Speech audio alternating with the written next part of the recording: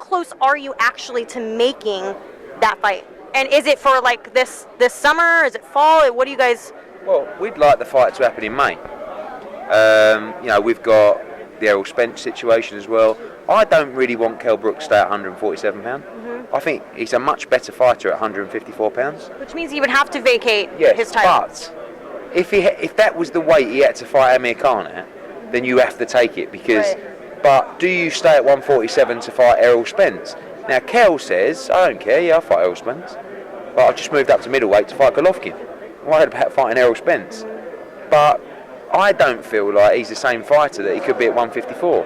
So he looked great at 154. He did, but he was. I mean, 160 for Golovkin, and it was too big for him. But it wasn't like it was Golovkin that was too. That was too big for him. Not that necessarily the weight, but I think 154 is. That's what I meant. 160 he looked good there, but he would look even better in between. But I think that I don't know. You can't really leave it to a fighter because they'll fight anyone. Yeah. Like it has to be calculated and. And Amir Khan seems like the smarter fight for you. Is that what you're saying? Yeah. I mean, look, I think it's an easier fight than Errol Spence, and it's 3 times the money. So it doesn't make an idiot to decide. Are you saying that Errol's better than Amir? I believe so. Yeah. I believe so. Yeah. I think Errol Spence is a very good fighter. Problem is, no one knows who Errol Spence is. So in the boxing world, everyone's going to me. That's a great fight. That's a great. Go out and look at the pay-per-view numbers, the gate numbers. It doesn't rack up because no one knows who Errol Spence is. Obviously, and at the end of the day, boxing's a business. People got to make money, so it just makes sense. That's why you don't leave it to the fighter. Right. So you can't, like Kel says, I'm not vacating my title. So then you got to fight Errol Spence. He goes, fine.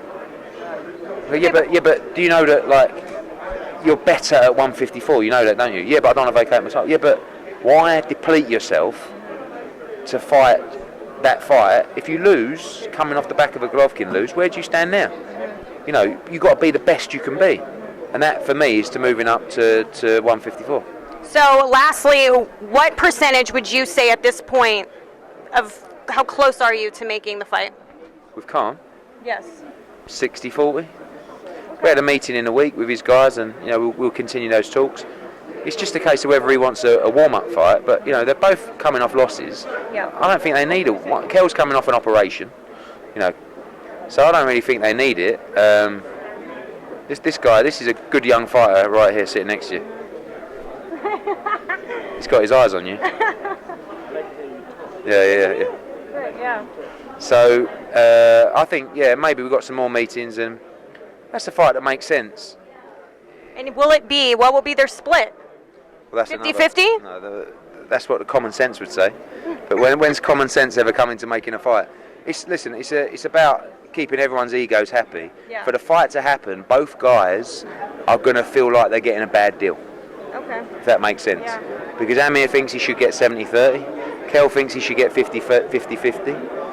And at some point, both fighters have to say, am I prepared to walk away from this opportunity to have a super fight and make millions of dollars for the sake of a couple of percent and a bit of ego? Right. And the answer should be no, but we live in a crazy world, so God willing we get the fight made. All right, my battery's literally going to die, so we're going to leave it off here. Must be the big microphone.